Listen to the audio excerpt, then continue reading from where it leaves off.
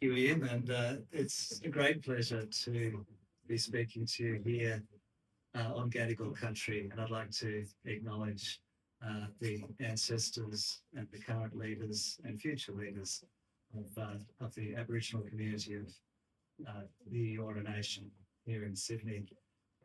It is a great pleasure to be back in the city of my birth as well.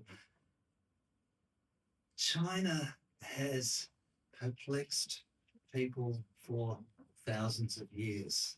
Outsiders have always been confused and bewildered by China, and these times that we're in are no different, I think, in that respect, that people who have not been to China, who have not spent time in China, find it incredibly bewildering.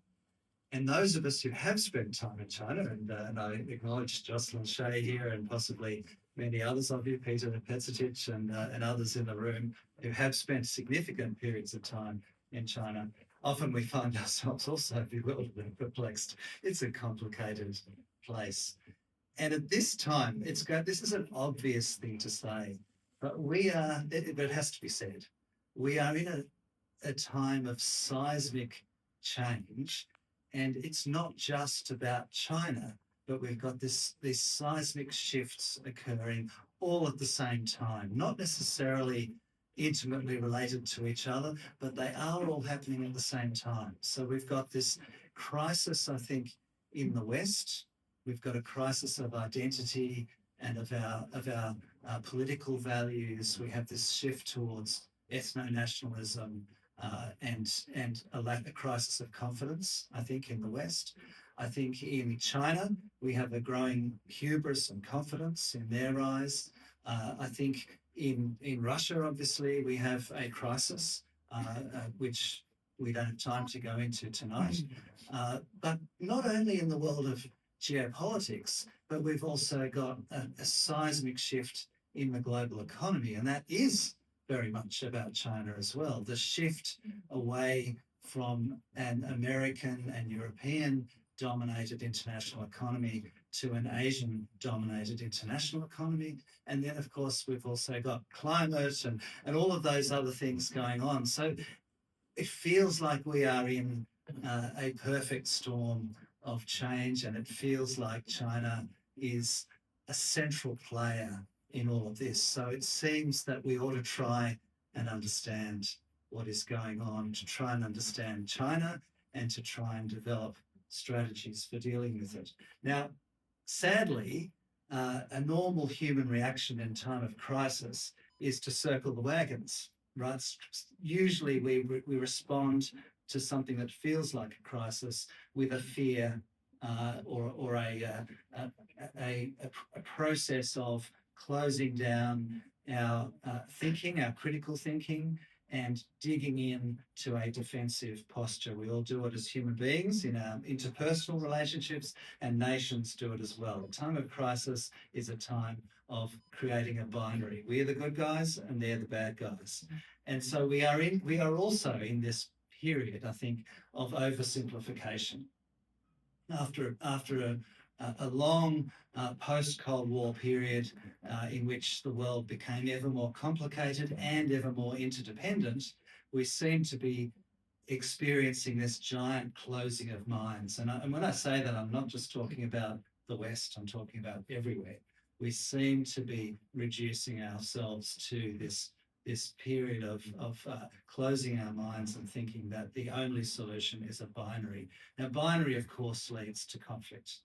And so if we're on that course, that would be, from any perspective, the worst case scenario. So the reason I wanted to write this book and wanted to conduct the research that underpins this book is that I remain fundamentally convinced that there are always options, that there is always a spectrum of strategies that leaders can take, that nations can take.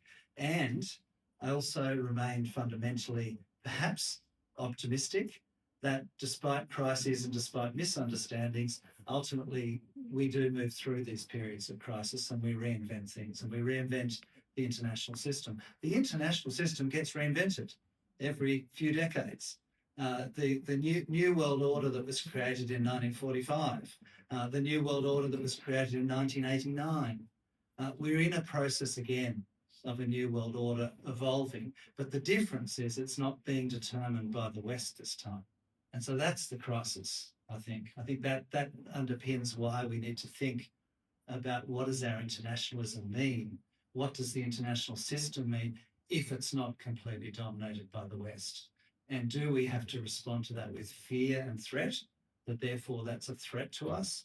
Or is there some other way of thinking about this? Is there some realist and yet still optimistic way of thinking, could actually you have a multipolar world? Could you have the next world order in which multiple powers have a place, feel that they have a place, that they're being listened to and they're able to negotiate and do deals and find a way to solve international problems collectively rather than through the old-fashioned geopolitical contest. So we're in a phase where it seems like geopolitical contest is our only direction.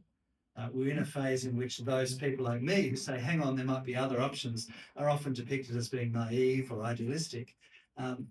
I wanted to question myself as much as anything in researching this book and writing it.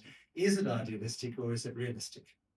This is a very important question, both for me to ask myself, but also I think for all of us to think about. Is it realistic that we must head blindly into conflict? Or is it actually more realistic to think that we can find some other way? Well, it would require agency for a start. So it would require leaders and nation states to have agency, to be able to think for themselves about their own national interests and to find their national interests through interdependence and through collaboration. That's what it would require to rethink things.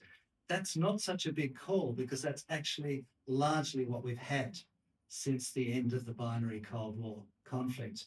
When the Cold War ended, when the Soviet Union collapsed, and when you had the standalone hyperpower of the United States, you actually had the opportunity for a diversity of nations to pursue their national interest. You actually had an overwhelming philosophy at the time of building deep economic interdependence and building stability. Now, there were exceptions, and there were appalling exceptions, the wars in the Balkans, wars in Africa, etc. And there are current exceptions at the moment that are appalling examples of conflict. But overwhelmingly, we have experience, all of us in this room, of living through the post-Cold War world when the world became ever more interdependent. And most of the time it worked. The vast majority of times it worked. And so actually that's a valuable lesson in itself, because we don't need, I think, to throw the baby out with the bathwater.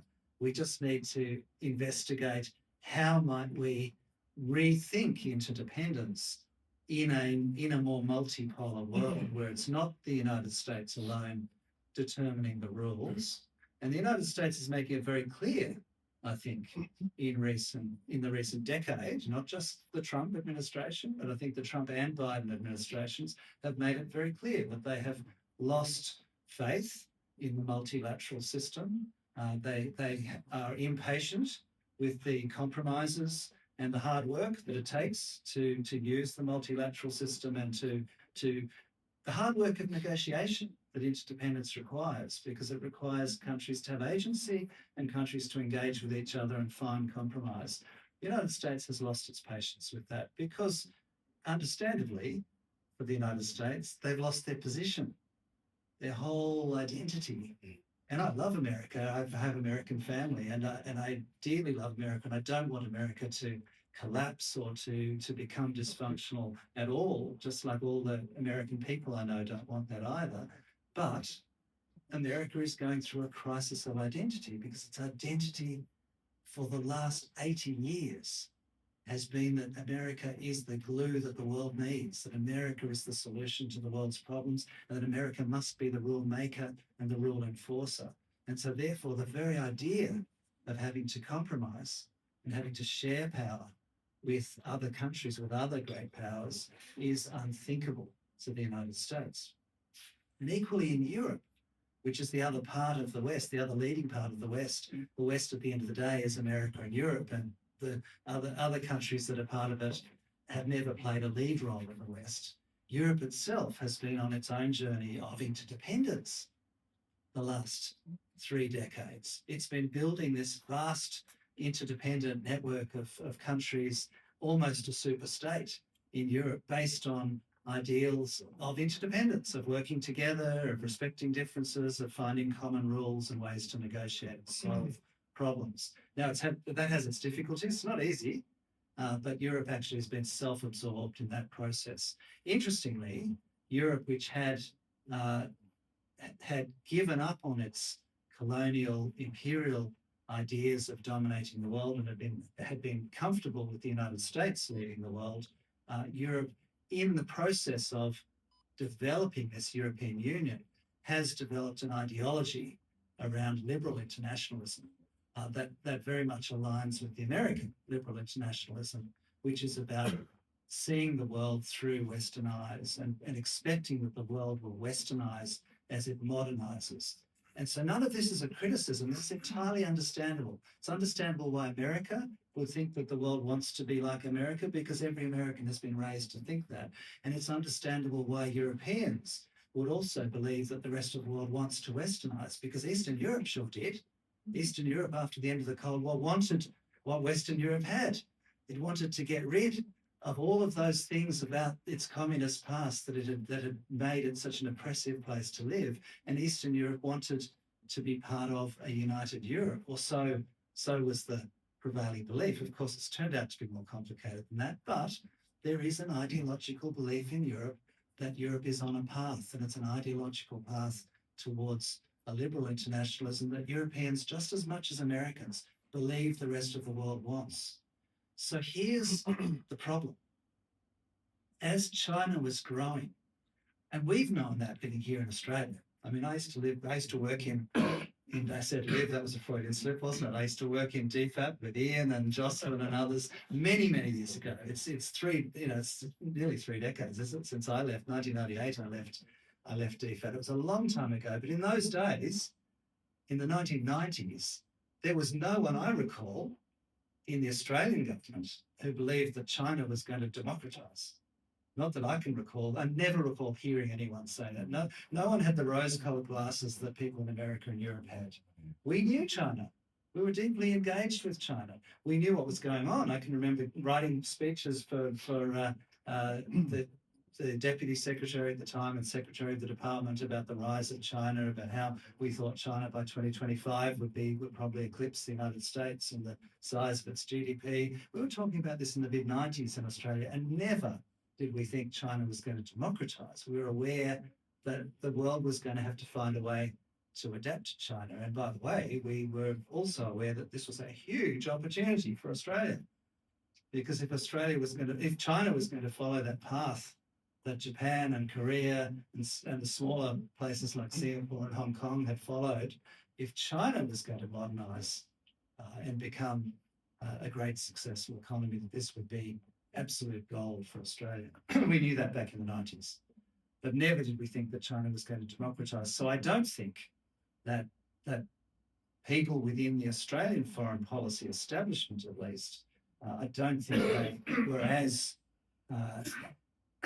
disappointed as Americans and Europeans were with the rise of Xi Jinping and the rise of a more hubristic, more proud and more boastful and confident China, which naturally was going to come, because when China got to the point that it overtook Japan and became the second biggest economy, and even though it's slowed as it always was going to, it's still on track to become the world's leading economy. It already is on most measures, let's face it, apart from the GDP US dollar figure, but on almost every other measure, it already is the world's biggest economy. It was always going to become more boastful and more confident about itself and more assertive about itself. That has created this crisis in the West. This is seen as a threat to the West. It is seen as existentially threatening to the West. I think some in Australia too, but probably more in the political class and in the media than actually in our agencies of government that might have deeper expertise. But I think we've heard some voices in Australian politicians and media and others in recent years that China's a threat and that China was supposed to democratize. Why didn't it? We certainly had previous ministers and others speaking that way a few years ago, but I would argue that was never the view of people who knew China. We always knew that it was going to be very different. It was going to be a different actor. It was not going to westernize. It was not. This is not a process of being absorbed into the West. It wasn't a process of Eastern Europe being absorbed into the European Union. The rise of China is a different thing altogether. It is the shift to a multipolar world, from the bipolar to the unipolar to the multipolar. Now, multipolarity for Americans, we understand, is existentially threatening because America wants to be and believes it should be dominant in the world for many good reasons. And we could actually agree with them, and many Australians would, that the world would be a better place if you just had one powerful America, but it just isn't realistic. This is my question about idealism versus realism. That ain't going to happen.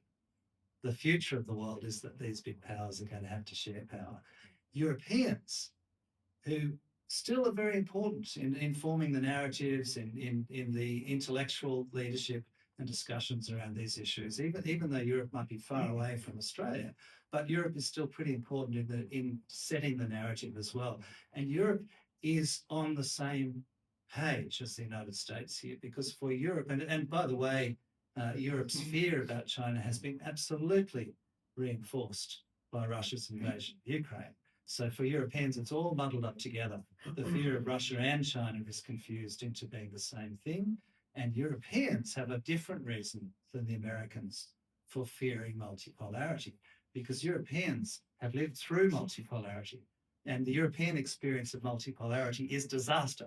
It's war, it's conflict. So Europe has some periods in European history where nations have been able to get along and have been able to form a concert of powers and stabilize, but that's a long time ago.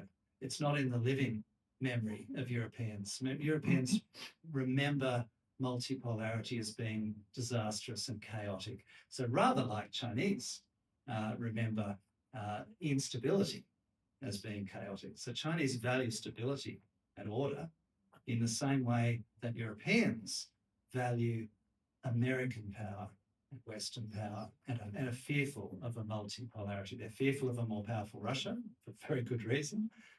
And they're also fearful of a more powerful China, because multipolarity to Europeans means crisis and chaos and war.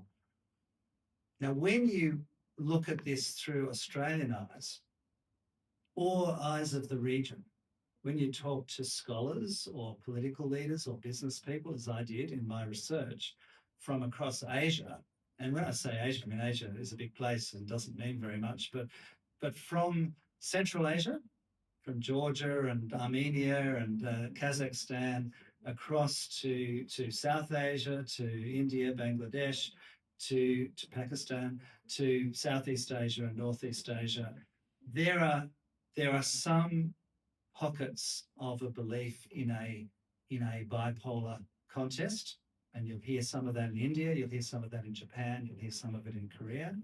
But in most of Asia, as it's a broad generalization, but in most of Asia, there is much more comfort with multipolarity.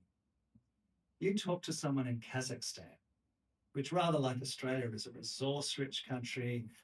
It has the potential to be quite wealthy, but poor old Kazakhstan hasn't got the very beneficial geographic location that Australia has. Poor old Kazakhstan stuck landlocked, and it's right there beside Russia and beside China. And so for Kazakhstan, the last thing they want is a unipolar power or a hegemonic power. They don't want a hegemonic Russia again. They've seen that. They've experienced that. And they sure as hell don't want a hegemonic China either, because they would fear that every bit as much as they would fear a hegemonic Russia. So what does Kazakhstan want? Well, they want, of course, a multipolarity. They're very anxiously engaging the United States, with Europe, with Iran, with everyone around to make sure that there is a multipolarity in that part of the world. And of course, we know that's the case in Southeast Asia. Of course, we know that's the case in the Pacific Islands, right next door to us. Nation states that have a sense of their own agency and a sense of their own interests are very actively developing strategies now for a multipolar world. They're developing strategies to have good relations and to benefit from their relationships with multiple powers. There is no one in Singapore. There is no one in Fiji. There is no one in Kazakhstan, as I said, who is thinking they just want one power, they just want the United States, or they just want Russia, or they just want China. They don't. Most of the world, in our part of the world, most of Asia, wants a multipolar world, because multipolarity in Asia, not like Europe, but in Asia, in our part of the world, multipolarity has the best chance of peace, because actually we've got multiple powers. We've got big China, growing China. We've got a big India, a growing India. In the future, we have a big Indonesia. It's going to be the fourth biggest economy in another 50 years. And 50 years, as some of us age, is a short time. It comes around very fast.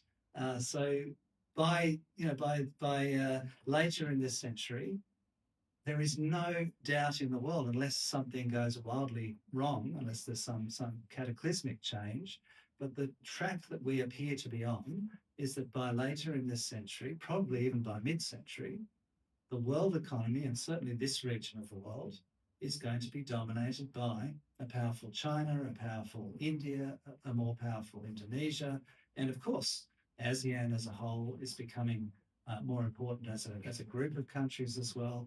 And of course, we still have Japan and Korea. We have Vietnam growing. We have a multitude of powers, and it is not in the interests of any of those for there to be one hegemonic power. So here we are with this narrative in the West, in the US and European-led West, that multipolarity is a threat. And here we are in the European and American-led West, disappointed with China. Why didn't China follow us and become a democracy? So I think we've got to step back.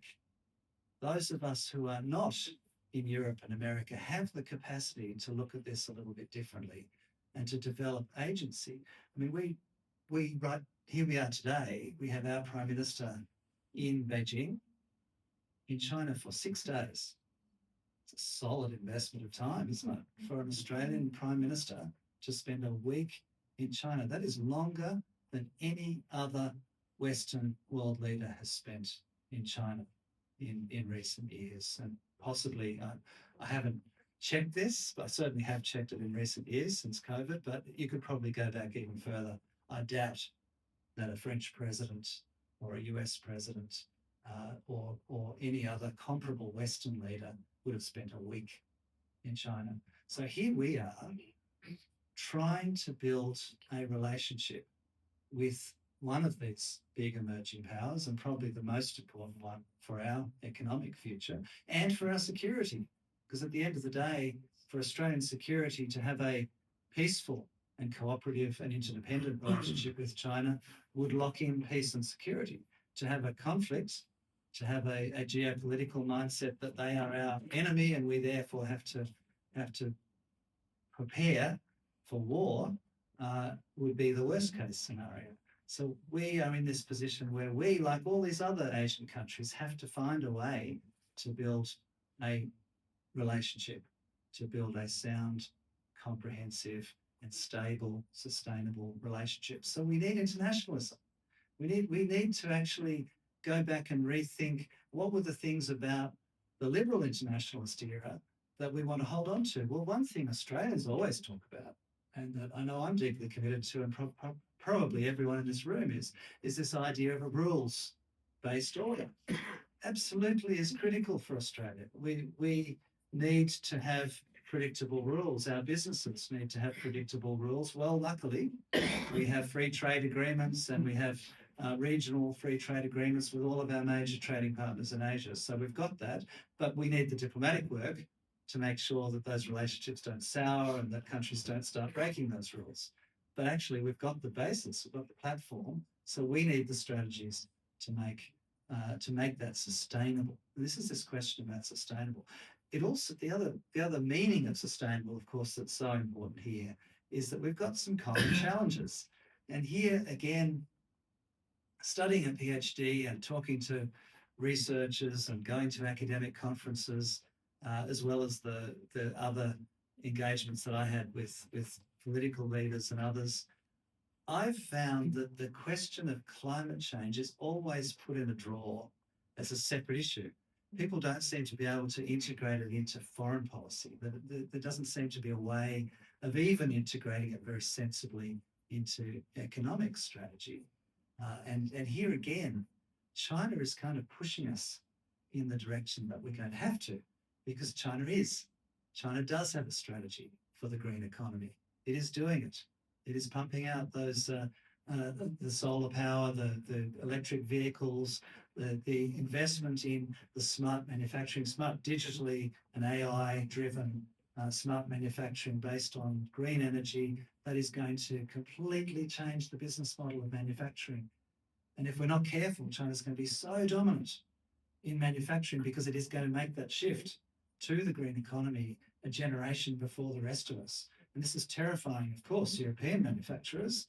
If you're manufacturing cars in Germany, you might be really worried because 5-10 years time, it's hard to imagine how European cars would compete with the electric vehicles that China is now able to produce so cheaply, and that are just going to make so much sense and will be so dominant. They're already dominant in places like Norway. It's not going to take long. It'll be the blink of an eye. And this will be the norm around the world, will be these new green technologies that the rest of us have not been investing in nearly as strategically and as rapidly as China has. So we need to, I think, integrate thinking about this climate shift and the new economic strategies to adapt to climate change and to try and resist climate change as well. But it seems from the UN climate scientists that we've almost lost that fight. It might be about adapting rather than preventing climate change, but we are going to have to shift our economy. And this has almost been sidelined in our debates in the West, which again, we've been focused on all these ideological battles between the far right argument that climate change is crap, as Tony Abbott famously said, and others who get depicted as being green or idealistic or somehow distorting the science. It's no distortion. I was the vice chair of the United Nations Sustainable Business Network, and we were briefed by the scientific panel that briefs the UN. These are esteemed scientists who represent 98% of scientific opinion. It is not crap. This is happening. And you only have to talk to people in the Pacific Islands, who Australia used to lecture a few years ago. We have to be very careful not to lecture them because actually they are telling us the truth. They're already seeing it. Islands are disappearing. So we somehow have to deal with this cataclysmic, potentially, threat to the international order, because this is about foreign policy. This is about the international economy. Once climatic changes start to impact San Francisco and Sydney, as they will, and it'll probably be after they've destroyed Dhaka and other low-lying cities, but once climate change starts to seriously impact us, I mean, we had climate scientists briefing us on, potential events that would create 8-metre rises in the sea level. And we see the melting of the polar ice caps. We see this happening, but we don't want to talk about it because we don't integrate it into our international relations or into our international economics. But it's critical. We've got to address all of this at the same time. So it brings me to this point about common challenges, that sustainability, a sustainable internationalism, we need to harness people's optimism about activity, about agency. If we can actually be agents of our own destiny as human beings and as governments, which we've always proved in the past that we can, there's no reason why we can't again, we would need to harness people's potential. We need to have some new model. So the model everyone's telling us today is geopolitical conflict. We've got to move towards conflict. We've got to batten down the hatches, and it's all about military spending, and that's what it's all about. I advocate military spending too, but you've also, at the same time as having military spending, you've got to have a strategy for the common challenges, and that would bind us together very well. This is the no-brainer, and this is the no-brainer that the business leaders in Beijing were discussing with Chinese business leaders. It is a no-brainer that we should be collaborating on this green transition. We can collaborate. We're very lucky in Australia because we are completely complementary to the Chinese economy. We have what China needs, they have what we need. as they roll out these extremely efficient manufacturing supply chains of the future that will be green, will be low impact, and will be even cheaper because they'll be robotic. They won't even involve human labour. Delivery costs, production closer to the market. All of that is coming in the next generation, and we don't even want to talk about it. But China's leading that. That's going to bring down cost of living here. It's going to make lifestyles much easier in Australia. And meanwhile, we'll be continuing to supply the green steel, the green hydrogen, the inputs into that. So I think I'm getting the signal to wind up. Here is my optimistic conclusion that there is a case to be made for a new internationalism. It's not going to be the liberal internationalism that we might still believe in as Westerners, that, oh, wouldn't it be great if the whole world was democratic? It's got to be a new internationalism that, wouldn't it be great if the whole world could actually get along together? It's never going to work perfectly, but it might be a better roadmap to try and chart than to just head straight to conflict.